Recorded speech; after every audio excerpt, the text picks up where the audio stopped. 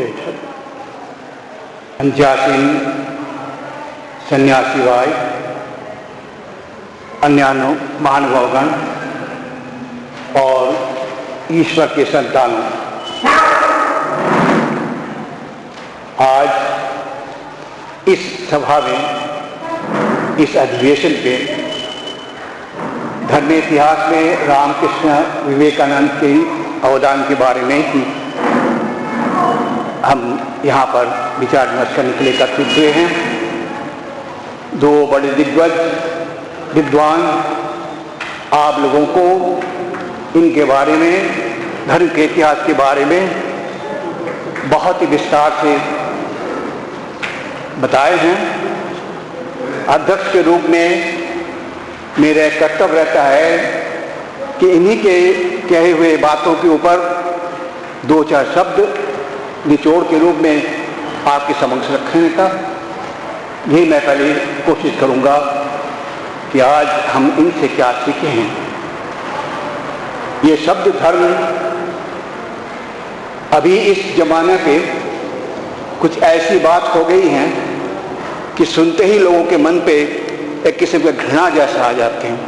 खास तौर पे युवक युवतियों के अंदर ये ठोस कर विचार दिया गया है कि ये धर्म जो है वो कुछ ऐसी चीज़ है जो आदमी को नरक की ओर ले जाएंगे, उन्नति उनकी नहीं हो सकती है। और किसी महानुभाव विदेश में इसको आफीन की तरह कहकर गए हैं, जिसको लेकर लोग कहते हैं, उन्होंने ठीक ही कहा है, धर्म को अपने से पहले जब तक दूर नहीं करते हो तब तक तुम्हारी उन्नति नहीं हो सकती है। इस अवस्था में हमें पहले देखना है कि क्या ये धर्म है और कहाँ तक हम इससे दूर हट गए हैं। अगर आप देखें तो आप देखेंगे कि ये धर्म शब्द जो है, इसकी अर्थ है आपके निजी स्वभाव। जब कहा जाए कि अग्नि का धर्म है जलाना, तो उससे यही प्रमाणित करते हैं लोग और कहने की कोशिश करते हैं दिखाने के लिए, जो सही अग्नि है वो जलाएगी, यानी उसके अपने निजी स्वभाव जो है वो उसका धर्म है। तो ऐसे ही जो हम मनुष्य जीवन लेकर आए हैं इस दुनिया पे, तो हमारे भी इसको निजी स्वभाव होनी चाहिए और उसका ही प्रकाश हमारा धर्म है। लेकिन किसी वक्त शुरुआत में इसको किसी और की ओर मोड़ दिया गया था। संक्षेप में कहा जाए तो दूर कहीं ऊपर कहीं पर कुछ ऐसी स्थिति है, कुछ ऐसे व्यक्ति है या कुछ ऐसे हैं जिसके ऊपर अपने सारा मन को जब तक नहीं लगाते हो तब तक तुम धार्मिक नहीं बन सकते हो। और इससे ही आ गया पहले पहले उसको ढूंढने की एक प्रयास, और इसकी वजह से बहुत सारे हमारे मुनि ऋषि ध्यान पे बैठ गए, विचार पे बैठ गए और आखिरकार पहुंच गए उसी जगह पर जिनको पता चला कि है एक ही चीज लेकिन है सब में विस्तृत। तब उन्होंने हम लोगों को ये कहा, जब उस वक्त जो धर्म के प्रचार चल रहे थे, कि तुम लोग ठीक सही दिशा से ढंग से नहीं जा रहे हो, तुम लोग इसको कुछ याग इत्यादि पे, कुछ कर्मानुष्ठान पे सीमाबद्ध करके रखे हो, कुछ और चीज पाने के लिए जो इस देह के छोड़ने के बाद तुमकी प्राप्ति होगी, यानी स्वर्ग की याचना मन पे आ गए लोगों में, और इसके लिए याग इत्यादि करना शुरू कर दिए। और इसलिए बहुत ज़्यादा अपनी इसकी तरफ जहाँ पर वो स्थिति है जिनकी, इसलिए वो ज़्यादा ध्यान नहीं दिए, कुछ ऊपर कहीं पर है। लेकिन ये जो सन्यासी लोग, ये जो मुनिगण, जब असल पे उस जगह पर पहुंच गए थे तो उन्होंने जाकर आकर हम लोगों को यही कहा कि ये मैं पता किया है कि क्या है। तब बड़े उद्घोष उन्होंने किया था। छिन्नन्तु विश्वे अमृतस्य पुत्राः आये धामानि दिव्यानि तस्सुः वेदाहमेतं पुरुषं महान्तं आदित्यवर्णं तमसः परस्तात्। हे अमृतस्य पुत्रा, अमृत का मतलब यह है कि जिसके कभी विनाश ना हो, और उसी का ही तुम अंश हो। ये अमृत के पुत्र, तुम मुझसे जानो कि तुम्हारे में से भी जो कुछ उस ऊपर जाकर कहीं पर उस पद को प्राप्त करने के लिए याग यज्ञ आदि के शुरू किए थे, जो कि देवता वगैरह बन गए हैं, तुम भी सुनो। सिंधंतु विश्वे अमृतस्य पुत्रा आये धामानि, इस धराधाम पे जो रह रहे हो तुम लोग सुनो, ना केवल तुम बल्कि दिव्यानि तस्सुः, जो दिव्य लोक पे चले गए हो, समझते हो कि वहीं पर तुम लोग कुछ मिलेंगे, तुम भी सुनो, तुम्हें पता नहीं चला कि असल में है क्या। और उन्हें कहा वेदाहम एतम पुरुषम महानतम, मैं उस पुरुष को, उस महान पुरुष को मैं जान गया हूं, जो कि तमसा परस्तात्, तुम्हारे जो अज्ञान के जरिए, ये कर्मकांड भी अज्ञान के ऊपर आते हैं, अज्ञान के जरिए जिस तुमको जिस जहां समझते हो है, इसके पर पे है, बियॉन्ड द ब्लैक होल, मुझे पता चला है। और तब फिर उन्होंने कहा एकम सत विप्रा बहुधा वदन्ति, सत एक है और वो उसी को अलग अलग नाम से लोग पुकारते हैं। अब उन चीज को ही कुछ थोड़े बहुत क्रियाकलाप में रखकर हम लोगों को यही कहा गया था कि इधर के बारे में मत देखो, जैसे इनकी स्थिति यहां पर नहीं है, इनकी स्थिति कहीं ऊपर और जगह पर है। सारे यहाँ की जितनी भी सुख संपत्ति जो कुछ है सब छोड़ दो और स्वर्ग को खरीदने के लिए कोशिश करो।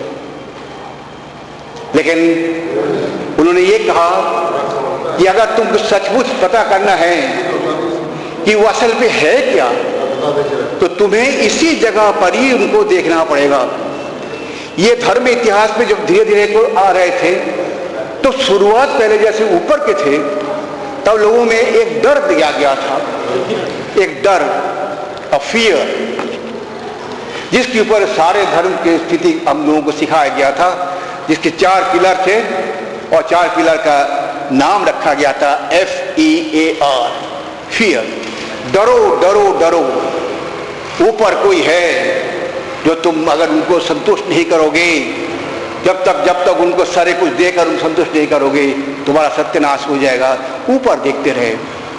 लेकिन फिर बाद में जब बहुत ज्यादा हो गया तो भगवान बुद्ध को आना पड़ा। भगवान बुद्ध ने देखा इनके सबकी ओर दूसरी तरफ जा रहे हैं, इनको खींच के यहां तक लाना है।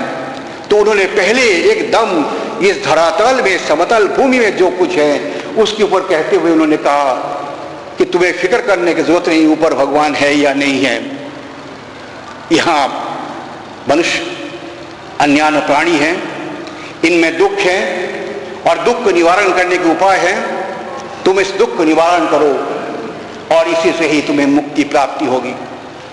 उसको छोड़ के इसको ग्रहण किया था।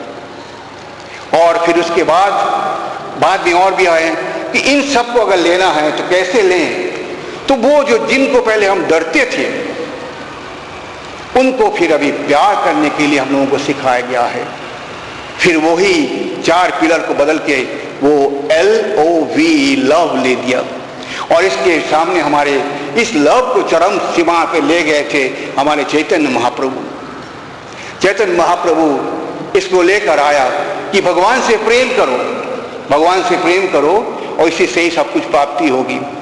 अब उसके बाद क्या हो गया, कभी ऊपर जा रहे हैं, कभी नीचे आ रहे हैं, यानी एक को छोड़ के दूसरे को ले रहे हैं। लेकिन समाज सुधारक ये युगाचार्य, इनको जब यहां पर आना पड़ा तब उनको ये कहना पड़ा कि ये सभी अलग अलग स्थिति है, सबको ही ग्रहण करो, सबसे एक वो आनंद पाने की कोशिश करो। जो कुछ तुम देख रहे हो, जो कुछ कर रहे हो, किसी एक को तुमको छोड़ने की जरूरत नहीं है। यानी कि पूजा पाठ सब कुछ छोड़ दो, मूर्ति पूजा वगैरह सब कुछ छोड़ दो और फिर ध्यान करो ऊपर कहीं भगवान के बारे में। या दूसरे कहो कि यही करो, ऊपर वाला कुछ नहीं है। तो इन्होंने दिखाया कि जो जिस अवस्था पर है उसी स्थिति पर वो ठीक है। ऑल डिफरेंट स्टेजेस, ये सीढ़ी हैं जो आपके कर तुम्हें उस ज्ञान के ऊपर तक ले जा सकेगी। तभी उन्होंने सबसे पहले शुरू किए, देखिए अपने जीवन पे भी ये धर्म इतिहास में उनके अवदान है। अवदान क्या है? किसी को नकारना नहीं है, जहां तक उसकी जरूरत है वहीं तक उसको लो, लेकिन आगे भी कुछ और है ये सोचो। जिसमें बाद में किसी से इसको अंग्रेजी में बोले थे, it's better to be born in a church but not to die in it. एक चर्च में यानी एक क्रियाकलाप में शुरू करना बहुत अच्छा है, बट वहीं पर खत्म ना हो जाओ। It is better to be born in a church, एक चर्च में बैठो, जन्म लो, लेकिन वहीं मरो नहीं। उस चीज को जहां पर मूर्ति उर्ति में देख रहे हो वहीं शुरू करो अपना जीवन, लेकिन फिर विस्तार में उसको वहीं पर रख के नहीं, विस्तार में उसको हर जगह पर देखो, उसको छोड़कर नहीं, उसको रख करी। तभी उन्होंने शुरू किए थे वही मूर्ति पूजा से, क्योंकि उस वक्त बाढ़ हो रहे थे हमारे इस भारतीय सब धर्म के ऊपर। कुछ विदेशी धर्म मतवाद आ गए थे और विदेशी मतवाद हमारे इसको एक किस्म की कमजोरी समझ रहे थे, और हमें यह सिखाया गया था कि तुम्हारे बाप दादे परदादे जो है ये सब पागल थे, जो कि ये मूर्ति में पूजा करते हैं, भगवान को यहाँ प्राप्त करना चाहते हैं। इसको जब तक नहीं छोड़ोगे तब तक नहीं चलेगा। एक बीच में समाज सुधारक और भी आए, उन्होंने कहा कि उन्हें एक रफा किया जाए, किसी तरह अंडरस्टैंडिंग हो जाए। तो उन्होंने क्या किया? उन्होंने कहा कि चलो अगर इनकी मूर्ति पूजा की अगर कोई आपत्ति है तो इसको छोड़ दो, बाकी जितना वेद वेदांत में है इसको लो। और वो हमारे सामने आ गए केशव चंद्र सेन, जिन्होंने ब्राह्म समाज की सृष्टि करी, और उसमें उन्होंने इस मूर्ति पूजा को हटाकर खाली वेद वेदांत के ऊपर ही अपने मन को केंद्रित करने के लिए उनको कहा। उसके थोड़े पहले और भी आए थे, उन्होंने एक और साइड पे लिया था, वो हमारे थे आर्य समाज की जो दयानंद सरस्वती जी आए। फिर ये सब को छोड़ के खाली क्रियाकलाप नहीं अपने पास रखे। यानी देखिएगा जितने भी आए थे ये एक विशेष एक जगह को देखकर बाकी को नकार रहे थे। एक समन्वय की जरूरत है, एक समन्वयाचार्य की जरूरत है, और जिसकी वजह से इस वक्त ये रामकृष्ण को आना पड़ा। ये वेद वेदांत भी ठीक है, ये पूजा वगैरह भी ठीक है, याग यज्ञादि भी ठीक है, लेकिन बाद में अगर तुम सचमुच इसी मूर्ति में उसकी उपस्थिति समझ सकते हो तो तुम्हें ये भी देखना पड़ेगा जितने प्यार से, जितने भाव से, जितने भक्ति से तुम मूर्ति में भगवान को पूजा करते हो, उससे बेहतर मूर्ति हर जगह पर मनुष्य के रूप में, प्राणियों के रूप में है। क्या उनमें तुम पूजा नहीं कर सकते हो?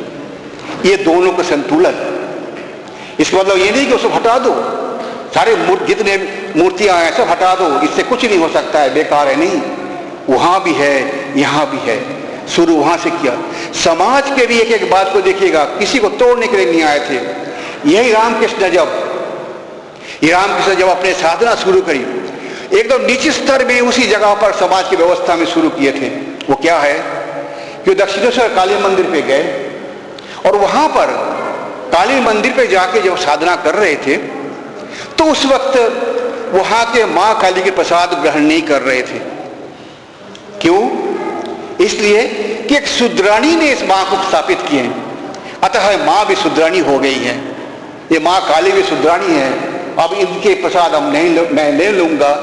यानी इतना छुआछूत के बाप से शुरू किए थे, खुद सीधा लेके एक जगह पर जाकर वो अपने खाना वाना बनाते थे।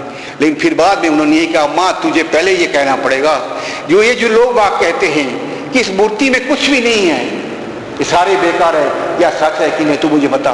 तब आप देखोगे ये शास्त्र नहीं पढ़ रहे हैं, रामायण महाभारत नहीं पढ़ रहे हैं, भागवत गीता वगैरह भी नहीं पढ़ रहे हैं। अपने सारा साधना केंद्रित किए पहले इसको स्थापना करने के लिए कि इसमें सचमुच कुछ है कि नहीं है, क्योंकि वो एक रफा करना नहीं चाहते थे कि चूंकि कुछ आकर कहा है कि मूर्ति में कुछ नहीं है तो मान लो। नहीं, ये तो हार है। और हमारे सामाजिक दृष्टिकोण से जो अगर अच्छी तरह वेदांत के ऊपर अपने मन रखे, वो कभी हारेगा नहीं, वो जीतने के लिए आए हैं, जीतेंगे। कहता मुझे पहले ये प्रमाण करना है कि इसमें भी है, सारा साधन उसमें केंद्रित करके रखे। और वही वो कह रहे थे कि माँ तू बता कि तू सच है कि नहीं है। तो ये व्याकुलता, इस व्याकुलता अगर अपने पास आ जाए और उसी दृष्टिकोण से अगर आप बढ़ते चले तो उस पत्थर में भी आपको उस प्राण की अनुभूति होती है। हमें आपको बाकियों को नहीं होते, क्योंकि हम उस व्याकुलता कैसे नहीं लाए। तो उन्होंने कहा कि इस व्याकुलता को तो ला, भला इसमें देख प्रहलाद भी देखा कर गए थे कि इस पत्थर में भी नरसिंह मूर्ति अवतार हो गए थे। तो ये व्याकुलता करके उन्होंने जब देखा हर रहे थे, मतलब उसमें साधना की प्राप्ति नहीं हो रही थी उसकी जो चाहते थे। फिर उन्होंने कहा अगर ऐसी बात है तो मेरा आना बेकार हो गया है, मेरा आना बेकार है, मैं इस शरीर को नहीं रखूंगा, इस शरीर को मैं छोड़ दूंगा, क्योंकि मैं सचमुच हो सकता है ये लोग जो बोल रहे हैं ठीक है कि इस मूर्ति में कुछ भी नहीं है, तो फिर क्यों रहूं। फिर इस दिन आया जब उन्होंने सोचा कि मैं चलो अपने जीवन को खत्म कर दूं। माँ के मूर्ति से खड़क लिए अपने गला को काटने के चले गए थे। उस अवस्था पर, यानी जब पूरे व्याकुलता के साथ अपने को त्यागने के लिए उसी एक भी दृष्टिकोण नहीं दिया जाए, तो फिर उस वक्त उनको वो प्रकाश आ गए थे। और उस प्रकाश में उन्होंने क्या पाया, वो जो मूर्तियां जो हमारे सामने अपने केंद्रित करने के लिए होते हैं, ये सारे वहां से गायब हो गए। वहां पर उनको खाली मिला प्रकाश प्रकाश प्रकाश। और वो प्रकाश ही है जो कि असल पे है। वो actually there is only one unity. Even today the science goes to that level. आज के साइंस भी वहीं तक चले जाते हैं कि कहते हैं कि सारा दुनिया में जो कुछ है, इस सारे बिल्डिंग ब्लॉक्स के पीछे नीचे एक ही बिल्डिंग ब्लॉक है, और उसके नाम है क्वांटम थ्योरी के अनुसार पार्टिकल थ्योरी। उस पार्टिकल से ही सब कुछ इस दुनिया में बने हैं। That is the only thing, वही एक चीज है। तो इसमें भी देखने की कोशिश करो। और जब उनको ये प्राप्ति हुई तब वो आए और आके कहते हैं कि तुम जिसको ब्रह्म कहते हो मैं उसको ही काली कहता हूं। ये समन्वय उन्होंने करके दिखाया कि ये काली में भी। और फिर बाद में कहा काली पे भी नहीं, काली पे रखो तो हो जाएंगे, मूर्ति पे ही है। एक दिन जब भोग चढ़ा रहे थे तो उसमें बिल्ली आ गई, और बिल्ली आके जब वहां पर म्यू म्यू कर रही थी तो उन्होंने यही कहा माँ तू आज इस रूप पे आई है, चल तेरे को भोग यहाँ चढ़ाते हो। उस काली मूर्ति और बिल्ली में वो एक ही चीज को देख रखते हैं जिसको कहता है unity in diversity, Ekta.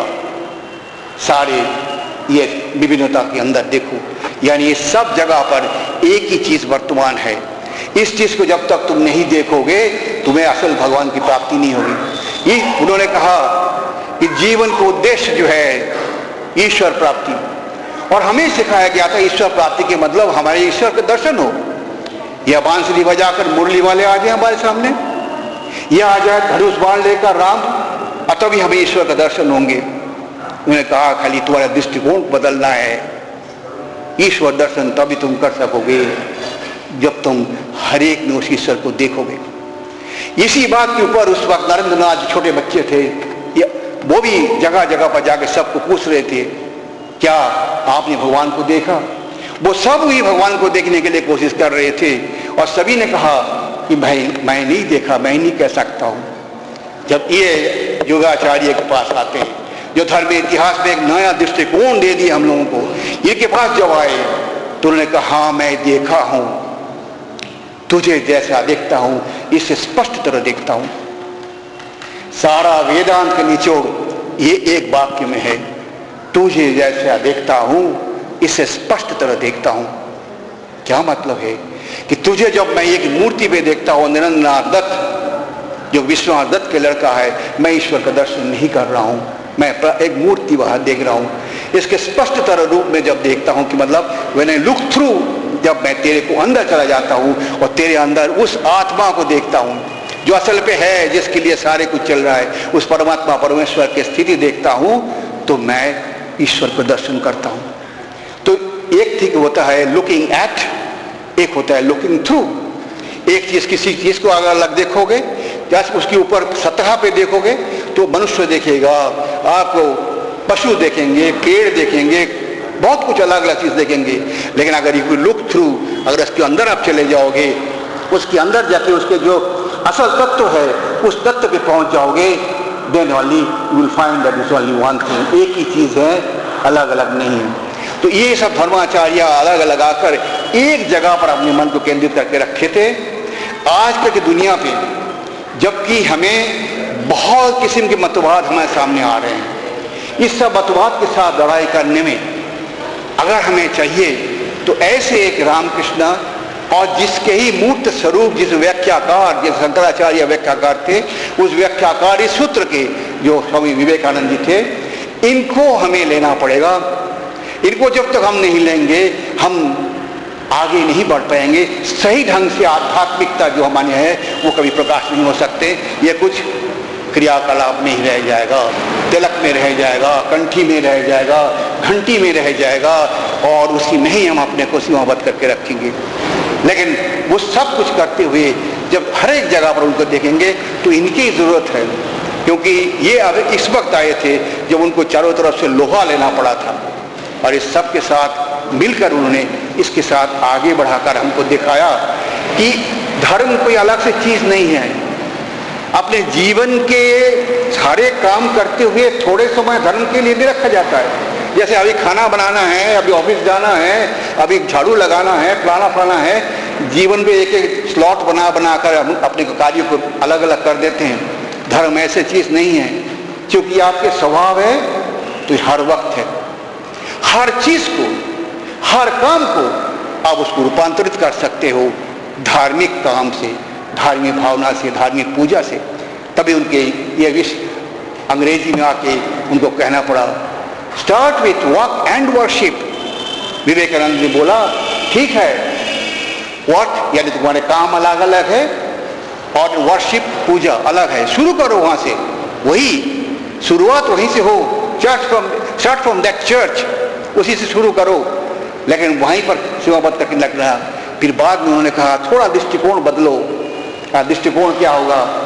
From work and worship, काम एवं पूजा।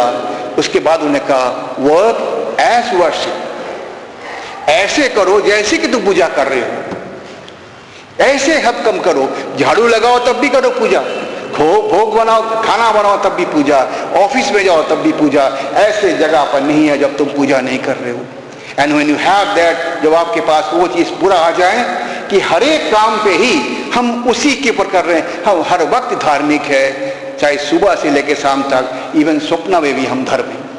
और जब तक ये चीज आपके स्वभाव में नहीं ला सकते हो, अग्नि नहीं कह सकती मैं 8 बजे से 10 बजे तक जलाऊंगी, बाकी समय नहीं जलाऊंगी। वो अग्नि अच्छी नहीं हो, सही अग्नि नहीं हो सकती है कि 8 से 10 तक सवेरे में कोई चीज हमारे सामने आ जाए तो मैं उसको जलाऊंगी, बाकी समय नहीं जलाती। ऐसे अगर हम कहें कि हम शाम को थोड़े से पूजा कर लेंगे, सुबह पूजा कर लेंगे, बाकी समय नहीं करेंगे, तो हम धार्मिक नहीं बन सकते। अग्नि को कहना है कि जब भी मेरे पास आ जाए मैं जलाऊंगी, मेरे स्वभाव ही है। तो ये मानविक स्वभाव, इस मानविक स्वभाव को ही प्रकाश करने के नाम ही धर्म है, इसी के नाम ही आध्यात्मिकता है। और ये अपने इस वक्त के जो अवदान है धर्म इतिहास पे, वो ये रामकृष्ण विवेकानंद के ही अवदान है कि हर एक चीज को उस रूप में देखो। और जिसका प्रैक्टिकल दिखा कर गए हमारी माँ शारदा देवी, जब उन्होंने कहा कि दुनिया में कोई तुम्हारा पराया नहीं, उस दृष्टिकोण से देखा जाए तो कौन अलग हो सकता है, क्योंकि सबके अंदर ही तो एक ही चीज है। जो मैं हूँ यहाँ बोल रहा हूँ, वही मैं वहाँ बैठ के सुन रहा हूँ। ये भावना दृष्टिकोण जब तक ना ले आ जाए तब तक असल धार्मिक हम नहीं हो सकता है, चाहे जितने भी हम घंटी हिलाए और जो कुछ करें। नहीं तो क्या होगा, सारा दिन हम लोगों के ऊपर अत्याचार करेंगे, हम दुकान पे बदमाशी करेंगे, हम लोगों को ठगाएंगे, हम सब कुछ करते रहेंगे, क्योंकि हम आदमी को ठगा रहे हैं, हम उनको अत्याचार कर रहे हैं। और शाम को जाके नहा धो के कपड़े पहन के तिलक लगाकर हम एकदम थाली पे ले जाएंगे फल के, एकदम 100 रुपया के फल ले जाकर तिलक लगाकर हम जाएंगे। और वहाँ पर जो सामने बैठे हुए हैं हमारी भिखारी भाई लोग या कुत्ता वगैरह, उनको हम लात मारेंगे या धिक्कार देंगे, चल चल नहीं जानता है मैं अभी भगवान के पास जा रहा हूँ। और वहाँ जाकर हम क्या करते हैं, वहाँ जाकर हम फेंक देते हैं जय सियापति रामचंद्र जी की जय, और हमने कर दिया एक बहुत बड़ा धर्म। लेकिन भगवान उस टाइम पे मुस्कुराते हैं, भगवान मुस्कुराते हैं, कहते हैं बेटा तुम खाजी मुझे यहाँ देखना चाहता है, क्या मैं वहां बैठ के भिखारी के रूप में, वहां बैठ के एक कुत्ते के रूप में, बिल्ली के रूप में तेरी परीक्षा नहीं ले रहा था? क्या तू मुझे वहां पर नहीं देख सका? खाली मुझे यहां देखने के लिए आ गया? तू मुझे इतना बुद्धू समझता है? तू मुझे इतने में सीमाबद्ध करके रखना चाहता है? मुझे वहां भी देख, यहां भी देख, तब कहीं तू मुझे असल देखेगा, तब कहीं तू असल धार्मिक बन सकेगा। ये अवस्था पे आजकल के धर्म के इतिहास पे जो है उसको कैसे व्यवहारिक किया जाए, इस व्यवहारिक करने के जो एक बात है वो ही हमारे सबसे बड़े रामकृष्ण विवेकानंद के अवदान है कि कोई काम, कोई अवस्था, कोई छोटे कोई बड़े नहीं है, हर अपने जगह पर स्थिर है। तो अभी जैसे मैंने कहा था, रामकृष्ण देव वहां से शुरू किए थे, कहा कि ये मां शुद्रानी है, जो कि समाज के उस टाइम पे ऐसी अवस्था थी, जात पात के लिए सब कुछ एकदम अलग, जैसे वो अछूत है, मां भी अछूत बन गई थी। शुरुआत वहां करते करते ऊपर तक चले गए, अखर कर दिखा कर गए। मानव के जीवन के विष्ठा हटाने वाले जो मेथर होते हैं, रसिक मेथर, उनकी जो टट्टी है, अब समझिए कहां तक चले गए, जो बाकियों के टट्टी साफ करने वाला जिसको हम छूते भी नहीं थे, उस रसिक के, उसके वहां पर जाकर अपने बालों से उसको साफ करते हैं रात को जाकर। ये दोनों में उन्होंने यहां से ले जाकर कहा शुरू कर, वहीं से कोई बात नहीं है, उसी छुआछू से शुरू कर, आखिरकार जाओ वहां पर, वही शुद्र के वहां पर उसकी टट्टी को अपने हाथ से साफ कर, और तब तू समझेगा तू धार्मिक बना है, तेरे को भगवान की प्राप्ति हुई है। नहीं तो भगवान की प्राप्ति नहीं हो सकता। हम उसको खाली मंदिर, मस्जिद, गिरजाघर में सीमाबद्ध करके नहीं रख सकते हैं। हमें किसी ने यह अधिकार दिया है कि उनको इतने से छोटे से जगह सीमाबद्ध करके रखें, जो कि सर्वव्यापी है। अगर सर्वव्यापी है तो क्या धर्म को हम हर वक्त हर जगह पर नहीं देख सकते हैं? तो आज के इस धर्म के इतिहास में आखिर का अभी की जो अवस्था है, इसको व्यवहारिक रूप में लाने के लिए ये रामकृष्ण विवेकानंद के सबसे बड़ा अवतार ये बहुत ही अच्छा है। हमें पहले जो सुना था कि यादव जी ने पहले बताया था कि स्वामी जी के अंदर ये जो आस्था, आत्मशक्ति, राष्ट्र प्रेम, इस राष्ट्र प्रेम के बारे में थोड़े बहुत मैं कहना चाहता हूं कि उन्होंने जब कहा था कि सबके अंदर ही वो देखो, तो फिर कैसे शुरू करें अपने जीवन? वहां भी तो एक प्रैक्टिकल एक आइडिया देना चाहिए कि कैसे अपने इस जीवन को शुरू करूं। जैसे उन्होंने वैसे करके और एकदम रसिक मेथड तक चले गए थे, तो उन्होंने कहा ठीक है शुरू कर, मैं बताता हूं, चैरिटी बिगिंस एट होम।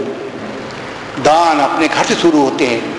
तो सबके अंदर अगर तू देखना चाहते हैं तो पहले अपने इर्द गिर्द के जो देशवासी है इसको देख, स्टार्ट फ्रॉम हियर। इसी देशवासी को देख, इसी से ही अपने जीवन को शुरू कर। इस राष्ट्र को, इस भारत को तू पहले अपने देश के एक मूर्ति, जो मूर्ति है एक भारत माता की मूर्ति, उसके अंदर जितने बासिंदा है वो सारी उनके अंग है, शुरू यहाँ कर और फिर आखिरकार जाकर वसुधैव कुटुम्बकम तक पहुंचना है। यहाँ पर रुको मत, यहाँ पर अगर रुक जाओगे तो फिर वही एक किस्म का कट्टरपन आ जाएगा। लेकिन शुरू यहाँ से जरूर है। तो पहले राष्ट्र प्रेम करो। राष्ट्र प्रेम करने के लिए शुरुआत अपने घर से करो, अपने सब भारतवासी को ही क्यों ना उसी ढंग से देखें। मैं किसी की सहायता नहीं कर रहा हूं। रामकृष्ण देव के सामने एक दफे पढ़ते थे चैतन्य चरितामृत में, जिस जगह पे कहा गया था कि जीव के ऊपर दया करो, उन्होंने उसी वक्त उनको डांटा, कहा तुझे किसने ये अधिकार दिया है कि तू दया करेगा? तेरा हक दया करने के नहीं, तेरा हक जो है खाली सेवा करने की। क्यों बोला ये बात? इसलिए बोले हैं कि जब तक दया करोगे ना तो आप में एक अहंकार आ ही जाएगा। इट्स वेरी नेचुरल, क्योंकि आप दया उसी को कर सकते हो जो आपसे छोटे हैं, चाहे शक्ति से हो, शारीरिक शक्ति से, आत्मबल से हो, कुछ से हो, आप उसको दया कर सकते हो। हमारे पास बहुत ज्यादा है, मैं उनको कुछ कर रहा हूं, सहायता कर रहा हूं, आई एम हेल्पिंग समवन, तो आप ऊपर से उसके तरफ करोगे, अहंकार आ जाएंगे। और वह अहंकार जो है सबसे बड़े खतरनाक चीज है। अगर दुनिया में सबसे बड़े कोई ज्यादा रोग है तो समझो कि अहंकार। लेकिन थोड़ा सा अहंकार जरूर चाहिए अपने काम करने के लिए। उतना ही नमक चाहिए जितना नमक बना देने से एक सब्जी अच्छी तरह बने, लेकिन बहुत ज्यादा अहंकार है, इसलिए पहले उन्होंने हमको नीचे ला कर रखे हैं।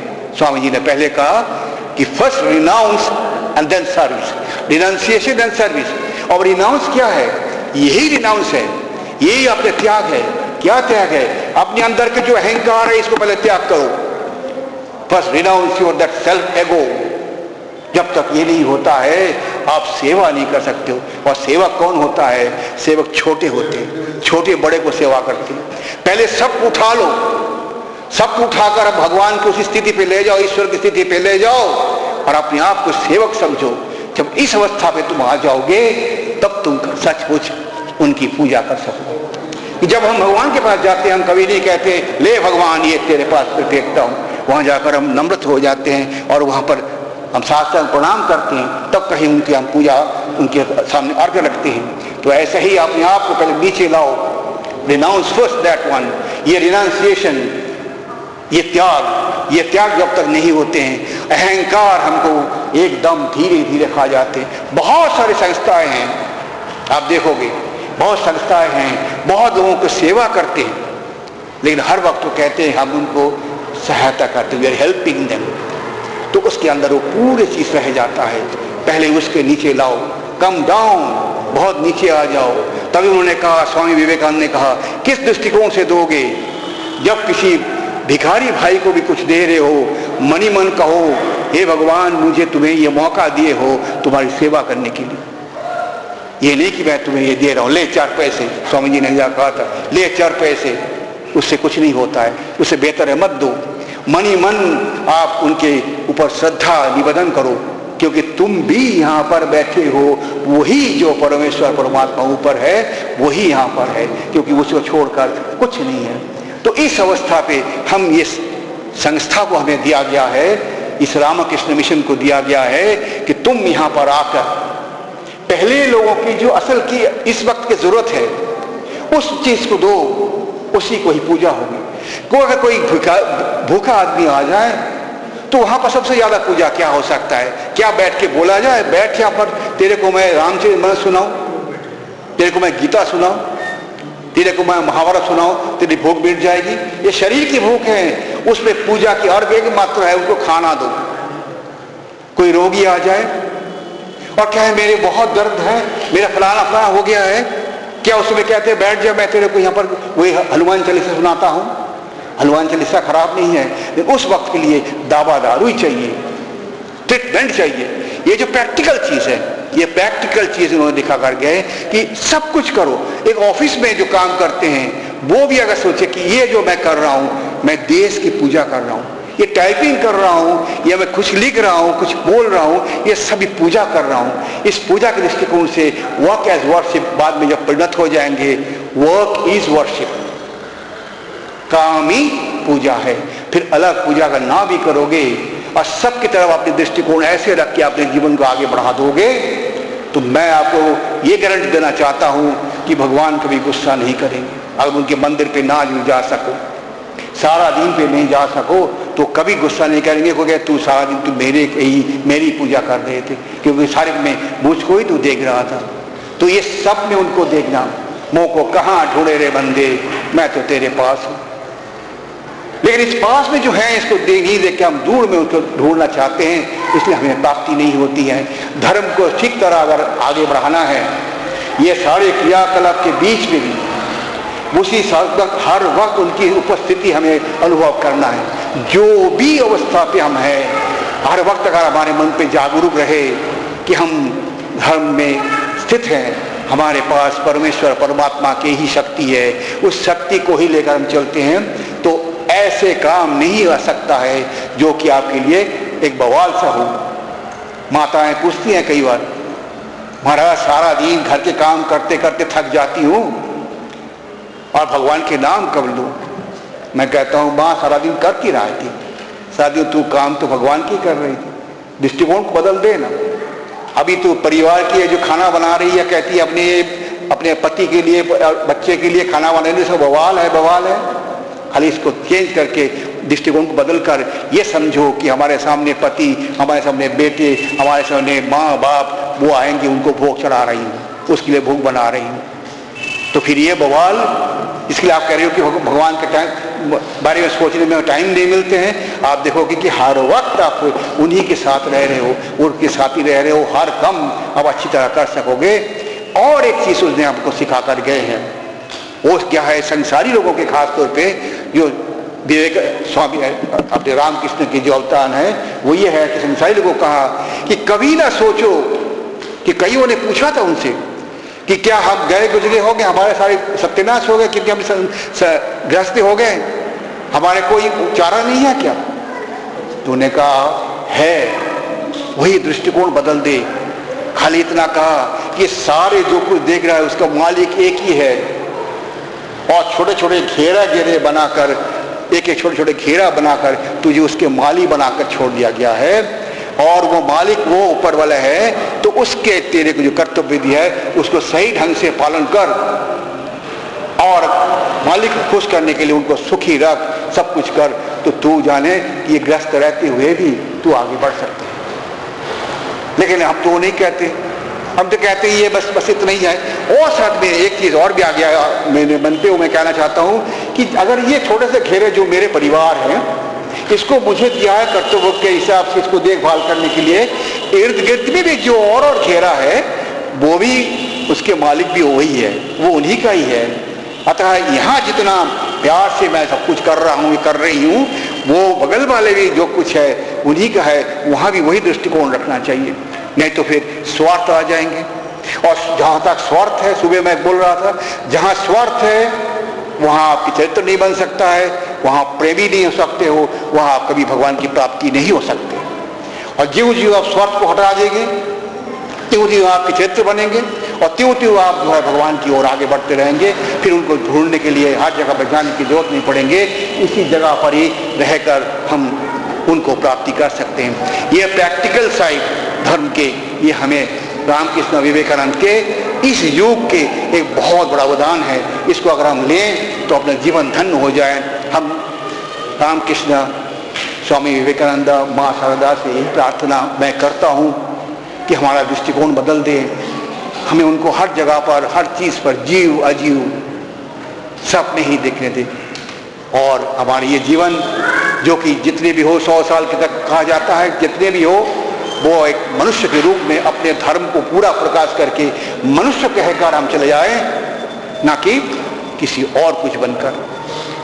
गीता में भगवान ने कहा कि स्वधर्मे निधनम से परो धर्मो भयावह। ये स्वधर्म में रहना के मतलब ये नहीं कि वो हिंदू कि मुसलमान होना, मुसलमान को क्रिश्चियन होना, कि वो जब भगवान कृष्ण ने कहा था तब ना ये हिंदू थे, ना क्रिश्चियन थे, ना मुसलमान थे। उन्होंने जब स्वधर्म के बारे में कहा तो उन्होंने वही कहा कि तू अपने धर्म पे जब तक रहेगा, उसमें अगर तेरे ये जीवन चला जाए तो ठीक है। वो धर्म क्या है? मानव धर्म, यानी जिससे तू अपने को मानव कह के प्रकाश कर सकता है। और परो धर्मो भयावह, दूसरे का धर्म जब तू लेगा तो फिर खत्म हो जाएगा। दूसरे का धर्म क्या है? पशु धर्म। पशु का धर्म है अपने में छीनाता नहीं करना, पशु का धर्म है अपने स्वार्थ देखना है, पशु का वो धर्म है, उसका स्वधर्म है। जो मैं उसमें चला जाऊं और मैं भी छीना नहीं करूं, अपने आप में देखो स्वार्थी बनूं, तो समझो कि हम जो है एकदम पशु धर्म धारण कर दिए और उसमें हमारे ये जीवन भयावह है। तो हमें अपने स्वधर्म में भगवान रखें। ये कहते हुए मैं आप सबसे विदा तो नहीं लेता हूँ, खाली औपचारिक दृष्टिकोण से मैं कहता हूँ कि चूंकि वो सब के अंदर है, आप सबके चरणों में मैं सतकोटि प्रणाम करके मैं अपना भाषण को यहीं समाप्त करता हूँ। जय ठाकुर।